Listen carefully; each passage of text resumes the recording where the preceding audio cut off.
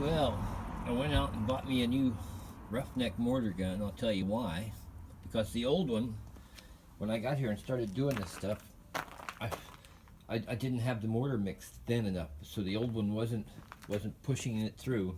So when I came back, I actually loosened up the mortar after trying it with the new gun. It still wasn't going to flow.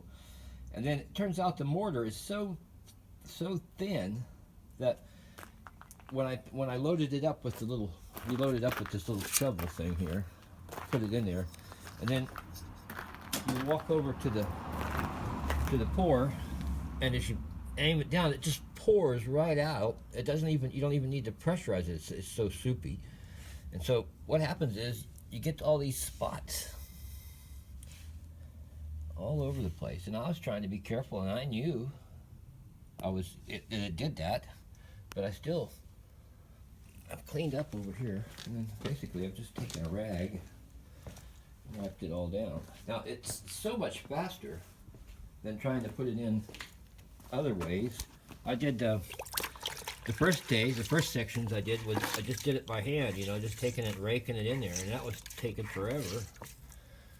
And whether it's worth it, to clean up the mess, you just got to make sure you're not going to get anything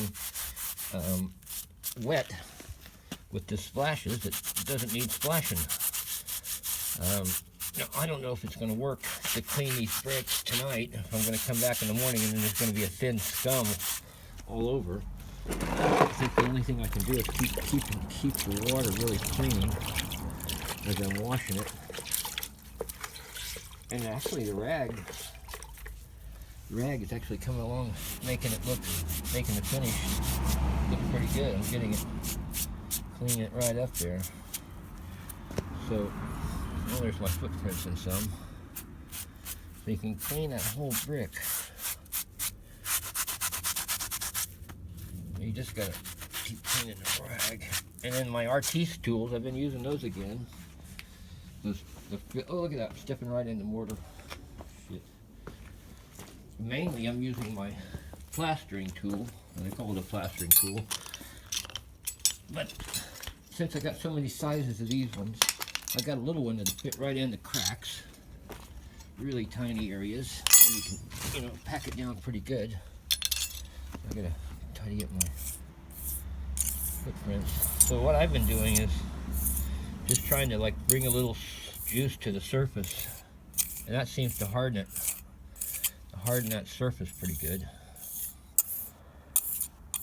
Talking with the fag in my mouth, if it makes any difference.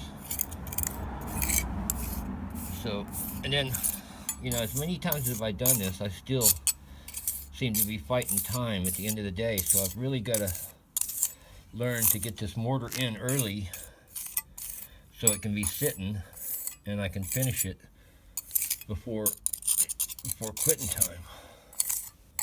So that's what I'm going to do, is I'll keep wiping everything down. And then this thing is messy.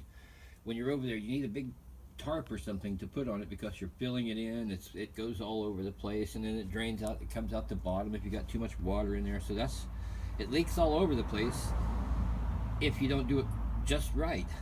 And even if you do it just right, it still leaks. So I have a couple of rags that I keep right there when I'm filling the mortar gun. So it's just a matter of, I'll just cleaning that off.